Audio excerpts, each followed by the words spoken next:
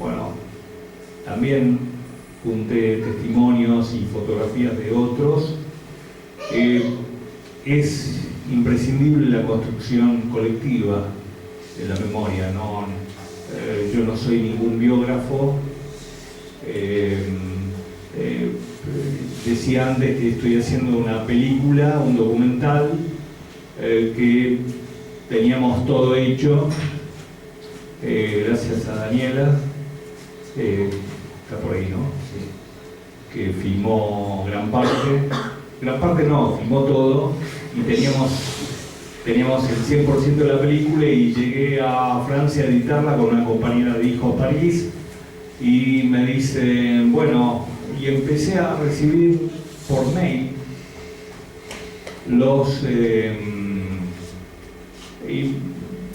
gente que quería hablar de mi viejo, que se había enterado. Y entonces hace 2 semanas fui a filmar a Héctor Calmet, que es un escenógrafo, el mejor escenógrafo hoy por hoy, a Horacio Embón, y bueno, y a otra gente también que dio testimonio, ¿no? Y ahora tengo, en vez del 100%, el 85% de la película, y durante esta semana iré porque se suma a dar testimonio Nito Mestre, y con la posibilidad de Charly García y Pedro y Pablo, el Cantillo y Jorge Durietz, que van a dar testimonios. Entonces, ya a esta altura tenemos el 80% de la película. Y sí, es una manera de resistir. Con respecto a tu espectáculo de esta noche, sí, agregar un despido corriente, es una boda que parece escrita la semana pasada, tiene una actualidad absoluta, teniendo casi 50 años. Sí, sí, sí. Es así. Sí, la actualidad,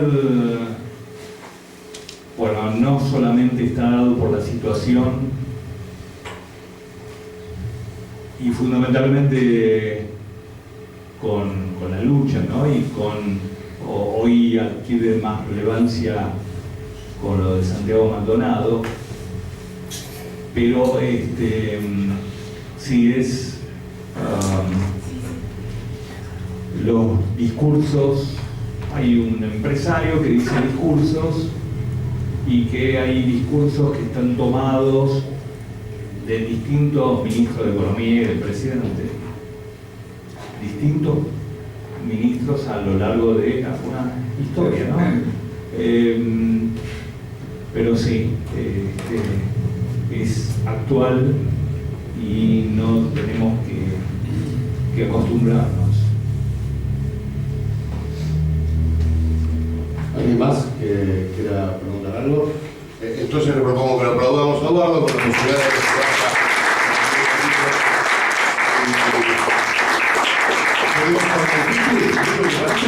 que sigas vos, tenés el micrófono ahí adelante de Eduardo, y ahí arranca mi querido compañero y amigo de hace muchísimos años, el Tito Farías, músico, amigo y compañero. Muchas gracias. Estoy acostumbrado a tener cosas colgadas cuando medio raro. Cobramos, porque hay algo para ponerte.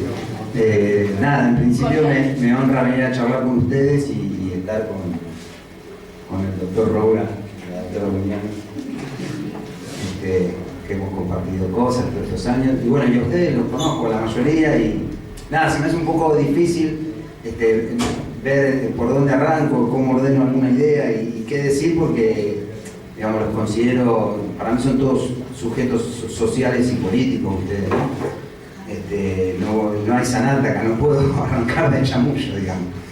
El arte y la resistencia, qué sé yo, tiene 1000 disparadores. Edu hizo un poco de historia. A mí me tocó nacer en el año 79, o sea que ya habló Edu, y qué sé yo, un poco focalizar el arte y la resistencia también en años de democracia, también podemos decir de democracia liberal. que ahí es donde se complican las cosas, empieza a emerger la parte artística.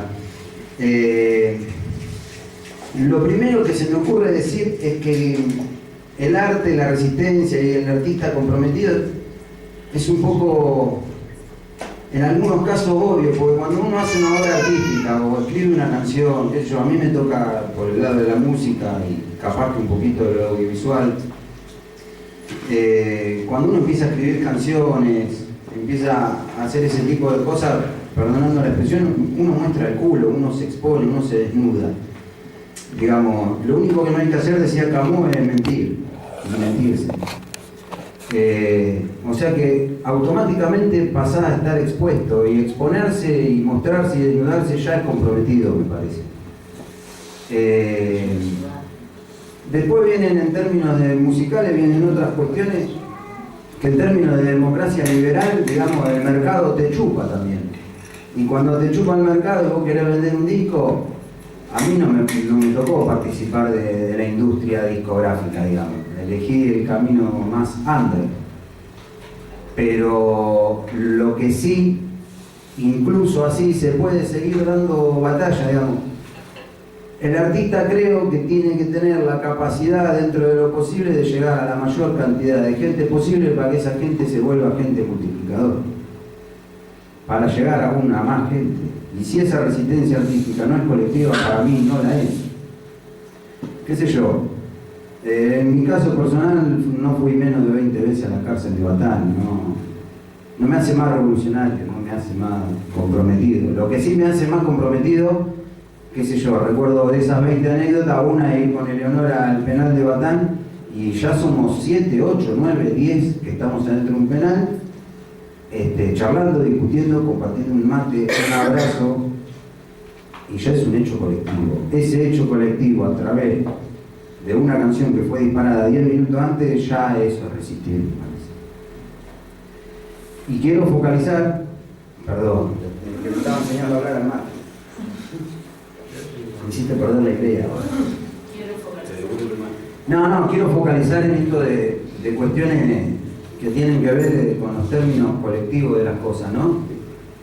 En Mar del Plata, por ejemplo. Yo decía que nací en el año 79 y es importantísimo esos actores, esos sujetos sociales, políticos y artísticos que marcan época. Yo me acuerdo a los 18 años, empiezo a ir a centros culturales, 17, 18 años de acá de la ciudad, bares, donde empecé a conocer un montón de compañeros, un montón de bandidos. Y ahí conocí muchos bandidos que, por ejemplo, fundaron la Mesa del Canto Popular Marplatense. Entonces se empiezan a encontrar generaciones que empiezan a dialogar, se empiezan a bajar líneas. Quiero decir con esto, yo si no hubiese conocido a todos esos personajes, quizá no hubiese tenido cierto nivel de exposición a través de una guitarra. Ahora bien, veo que hay un par de tipos que marcaron época, que dejaron un mensaje bien marcadito y que de repente los conocí y ellos fueron agentes multiplicadores conmigo. Y entonces yo aprendí a darle un sentido también a la herramienta del arte, la cultura o la música. Y ese sentido tiene que ver con el dar. Nosotros tenemos, la mayoría tenemos serios problemas de ego también, ¿no? Pero cuando no hay nadie del otro lado escuchando, decía Eva, hay que salir a buscarlo. Cuando lo salís a buscar, es bastante parecido y a veces no tanto a cuando te vienen a escuchar a vos. Pero vuelvo otra vez a lo mismo, termina siendo un hecho colectivo. ¿Y por qué un hecho colectivo que tenga que ver con la resistencia? Porque la música y las diferentes disciplinas son la sal, la pimienta, la mística, la magia que le da potencia a ese hecho de resistencia, me parece. ¿Por qué nos la pasamos haciendo peña, por ejemplo? ¿Qué cambia la aguja de pelear a esta democracia liberal? Una peña. Si lo miramos a través de una aguja, no cambia nada, pero sí cambia todo. ¿Por qué?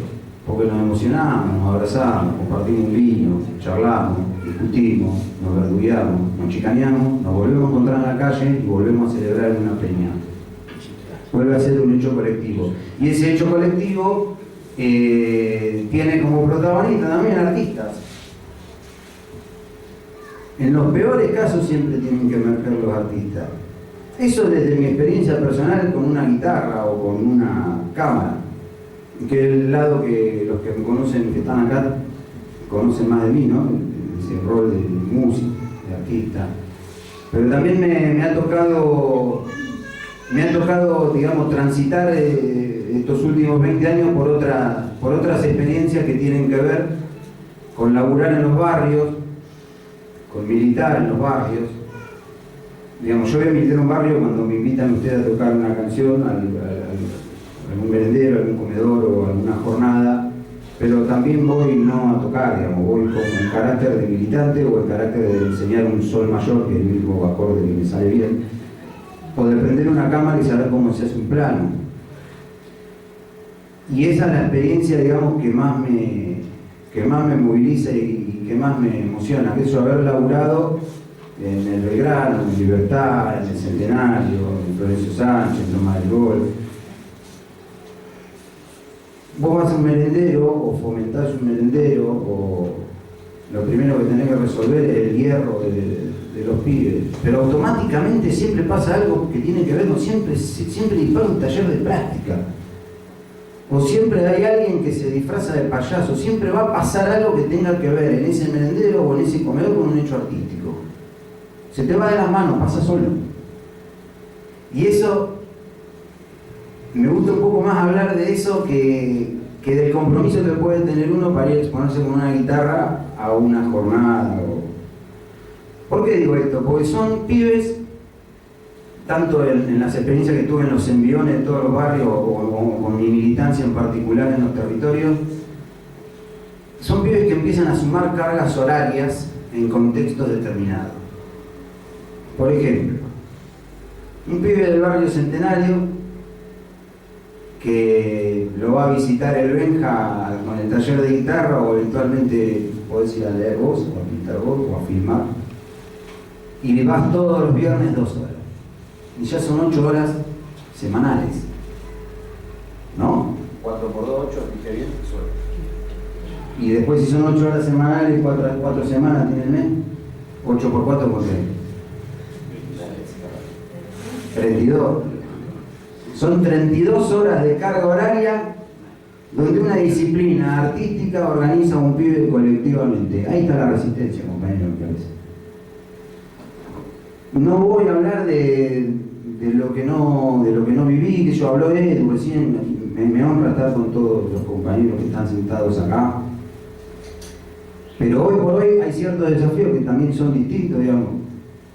Si bien este gobierno en casi todos los aspectos deja mucho que desear y lo podemos comparar con cuestiones dictatoriales todo el tiempo, yo no puedo hablar desde el lugar que habla él. Yo tengo que hablar de cómo el arte tiene que ayudar a resistir a los pibes de la villa del gobierno macrista. Entonces, que me pongo a componer canciones y tienen un sonido diferente. Ahora me puse a componer de nuevo porque estaba peleado con eso. Y medio que empiezo a jugar con cosas más modernas. Y digamos, yo estoy componiendo canciones que quiero que le gusten a la generación de mi hijo. Porque tengo que abrir una grieta también para llegarle a ellos. Yo me crié escuchando en mi casa a Sergio Denis, Cacho Castaña, música popular. Pero también por ahí encontré un par de discos de Serrat, de Silvio, de León. Y me llamaba mucho la atención que haya discos tan grasas en mi casa. Perdón por lo peyorativo, pero Cacho Castaña me gusta. Pero también había discos de Serrat, de Silvio. Y digo, ¿qué pasa con mis viejos que pasan de Cacho Castaña a Silvio o a Serrat? Y después me fui dando cuenta de que esas canciones marcaban una época, ¿no? Y incluso las canciones de amor, ¿no? Es decir, ¿qué tiene que ver con la resistencia y la cuestión combativa revolucionaria en una canción de amor? Tiene que ver todo. Tiene que ver con todo. Yo estoy casi seguro de que de que nosotros escuchamos ciertas canciones antes de salir a movilizar o antes de salir a luchar y se llamamos de otra manera. Tiene que ver con el maquillaje de la vida, me parece, con el maquillaje de la lucha. Los artistas comprometidos, los artistas, el activismo artístico, digamos, es muy fácil que nos conozcamos rápido entre todos. Hay un mono que se llama Malinowski, que es antropólogo, que decía, uno no puede estudiar una tribu africana desde su oficina en Londres. Flaco, te tenés que ir a África. Y eso es lo que después nos hace que ustedes nos crean, ¿o no? Yo realmente con Carlos, me hicimos medio amigote. Y la verdad que te estoy siguiendo por las redes últimamente. Y nada, y no para de hacer cosas que tienen que ver con eso. Y termina reduciéndose a expresiones de amor. Son expresiones de amor atadas una con otra con hechos concretos donde uno se expone y muestra el culo. Después estarán los oportunistas de turno, está el marketing, está el mercado, digamos, que también hay que infiltrarse y hay que adueñarse de eso, qué sé yo. ¿Para qué? Para llegar a la mayor cantidad de gente posible. Y el arte es tan bicha y es tan astuta que vos firmás un contrato con un sello discográfico que te dice pon este acorde que vende más y pon esta palabra que vende más, el arte va a cagar a la industria discográfica. Va a encontrar, es como el agua, va a encontrar la grieta, como decía Edu, para decir subliminalmente o por elevación lo que querés decir. No hay manera de combatir al arte. Siempre va a tener las herramientas, siempre va a ser como el agua, va a infiltrarse en cualquier parte. O sea que me tocó desde la música empezar a participar de cuestiones colectivas que tengan que ver con la lucha, qué sé yo, a mí me toca hacer recitales y me toca tocar en peñas. Y cuando yo voy a tocar una peña, lo que voy a hacer es trato de arreglar a los compañeros, para que el otro día la movilicemos con más ganas y salgamos con más fuerza. No sé, no tengo mucho más para decir. Lo que sí, volviendo al otro, es el tema de salir, de descentralizar y de salir en esta etapa de democracia liberal macrista, de salir a los territorios. De salir a los territorios y nosotros los artistas ser agentes multiplicadores de estas nuevas generaciones de pibes que se los están llevando recontra puestos. En realidad estas generaciones de pibes que se están llevando puestos tienen que ser los futuros cuadros de mañana. Y nosotros los artistas tenemos que ayudar a esos futuros cuadros del mañana. ¿Con qué? Con esas cargas horarias. ¿De qué? De encuentros colectivos, con estímulos que tengan que ver con una canción de cualquiera, una canción de cualquiera. Siempre se va a encontrar una frase, una palabra que te estimula para explicarle al pibe quién te está cagando y a quién tenemos que combatir. ¿Cuánto voy? Falta todavía, dale. ¿Me falta? 5 más. 5 minutitos más. Para que necesito una pitada, ¿no? Vamos a aclarar que no está fumando el tabaco. Rosa lo traje. Claro. Te voy a dar un mate si me lo devuelves. Está. Por favor. Es bajo. Se me secó la boca, no estoy acostumbrado a estas cosas.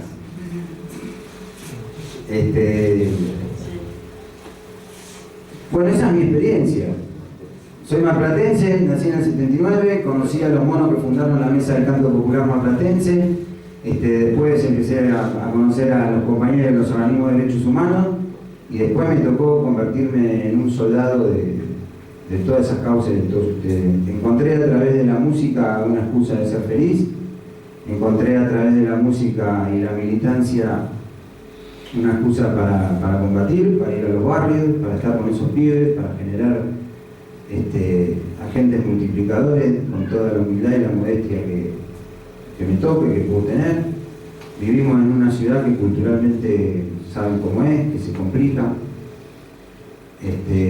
Paradójicamente abren centros culturales, salen artistas de abajo de la baldosa, salen raperos de todos lados. Ahora, ¿qué hacemos? Si morimos en la chiquita, en la nuestra,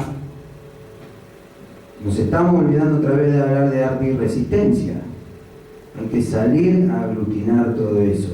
En los últimos 6 años es increíble la cantidad de pibes artistas que han salido de la... Se ven en la peatonal tocando Piazzolla. Ahora, la función nuestra es organizarlo eso. Tenemos que derrotar el ego personal que tenemos naturalmente los artistas, no todo. Está lleno Mar del Plata está recontra nutrido de artistas comprometidos, pero tenemos que poner un poco más esa voluntad de organización colectiva desde nuestro lugar.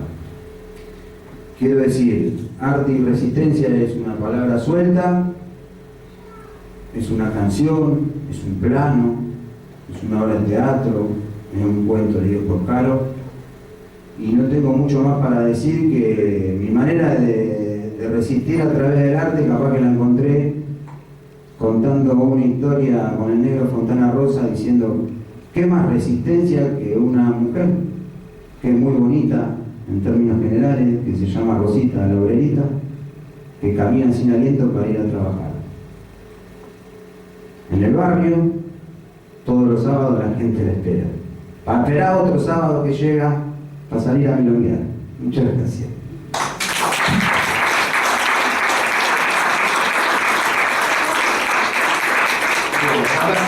Vamos a seguir, vamos a dejar atrapado el pico ahí en la silla y ya que vamos por lugar, pasamos a la cara. Porque después cuando terminen todos de contar, de charlar, vamos a abrir para que la gente les haga preguntas. Bueno, primero gracias Fernando por me invitó. Yo soy Carolina Muñones, como dijo el Pitu, tocamos en el 2012, todo ese año. La suerte de poder estar ahí. Es difícil ordenar porque venía con una idea y después lo que uno escucha es difícil porque no, pero lo que uno cree acerca de la actualidad está atravesado por la dictadura del 76. Tengo familiares desaparecidos, estamos buscando también un primo mío, mi viejo tiene 2 hermanas, Marta Elsa Muñones, que desapareció en diciembre del 77, y María Elena Muñones, que desapareció el 25 de mayo del 78, a las 2 en Buenos Aires. Marta tenía un bebé que estuvo 17 días desaparecido, mi primo Matías, que mis abuelos lo pudieron recuperar. Y nos enteramos hace muy poco, hace 3-4 años, que mi tía tenía un embarazo de 4 meses. Así que ahora estamos buscando a ver qué pasó con ese bebé. Entonces, y mis abuelos, lo escuchaba Eduardo, y mis abuelos de Entre Ríos, yo soy de Entre Ríos, nuestra familia de allá, de una familia acomodada, ¿no? Mi abuelo médico, lo que era ser médico en aquella época, mi abuela profesora de francés en una ciudad conservadora como Gualeguaychú, y nada, amaban el arte, amaban el teatro y empezaron a llevar el teatro al campo y a las cárceles. En aquella época, mucho antes de los 70, finales de los 50, los 60, y bueno, de esa familia salieron después 7 hijos, de los cuales 2 son estas tías mías desaparecidas. Y entonces pensaba que yo no sé qué obras daban mis abuelos, la verdad que no sé qué obras, porque mi viejo se acuerda o sabe, pero la acción política es esa, es llevar el teatro al campo, es llevar el teatro a la cárcel. Ya está la acción para mí, que rompe, digamos, que rompe con un orden que suele aplastar, digamos, las cabezas que hay uno con lo que está pasando ahora y con lo que significa el arte como resistencia. Desde el lado de la literatura, porque yo escribo y además tengo talleres de escritura creativa para chicos y adolescentes, que no es muy común tampoco que se les dé la palabra creativa escrita a los chicos, porque no sé si hay como una subestimación, no me doy cuenta que hay como un prejuicio de que cómo le van a enseñar a escribir a los niñitos. En realidad uno no enseña, sino que da el espacio y alimenta eso. Y pues, pensaba que desde la escritura, desde la poesía, está el contenido explícitamente político, como grandes poetas, bueno, que han hablado explícitamente sobre eso, Santoro, poetas que luego, por supuesto, muchos de ellos fueron desaparecidos. Dentro, digamos, de lo que es el contenido de lo que transmitieron, pero además la acción misma ya es política. Lo que vos decías y lo que hablaba Eduardo acerca de lo comercial, que tiene que ver con el aplastamiento, de la sensibilidad hacia el otro, ¿no? Como decía un poco cuando se llamaba el evento, que el arte tenía que ver con despertar del adormecimiento al que siempre los estratos poderosos intentan someter a las masas, ¿no? Que tengamos gloritos a la cabeza, que hacemos boludeces, los chicos. Entonces, hace un ratito hablaba con Adriana Metz de Abuelas acerca de eso, y un poco lo que vos decís, la multiplicación y apuntar a los pibes, porque son por supuesto los más vulnerables y frente a un contexto sociocultural que intenta achicarles el pensamiento, achicarles la sensibilidad por el otro, bueno, tenemos que ir para lo contrario, tenemos que ir contra la corriente, y un poco en mi práctica actual, digamos, tiene que ver con eso. Más allá de lo que escribo, por ahí lo que me parece más provechoso en cuanto a actividad, digamos, de resistencia, tiene que ver con darle ese lugar a los chicos. Los talleres son ahí en la biblioteca municipal, y también conversaba con Adriana acerca de esto. Yo trabajo con un convenio con la Asociación Amigos de Bibliotecas, que presta, la biblioteca municipal presta el espacio. Arranqué en la gestión anterior, cuando vino esta gestión no sabía qué iba a pasar. Como Asociación Amigos de Bibliotecas es independiente, se pudo hacer igual el convenio. Y además, desde el auditorium nos han invitado todo el año a mis alumnos adolescentes, niños, a ir a leer sus producciones. Y ahí es lo que hablaba con Adriana, ahí es donde uno tiene que estar, donde parece que es más adverso el clima, ahí tiene que estar uno. Entonces seguimos en la biblioteca y vamos al auditorio y los chicos leen lo que producen. Más allá de que trabajamos en algunas de las clases con textos de autores que colaboraron con abuelas haciendo relatos acerca de la identidad, digamos, ¿no? Que fueron expuestos ya hace un tiempo. Nosotros trabajamos con los chicos eso, pero eso es una punta. Creo que vuelvo a insistir, más allá de los textos que explícitamente uno pueda trabajar con ellos acerca del reconocimiento de derechos, esto tan importante, el hecho mismo de poder apostar a la creatividad es una forma de zafar del aplastamiento al que por ahí nos quiere someter, ¿no?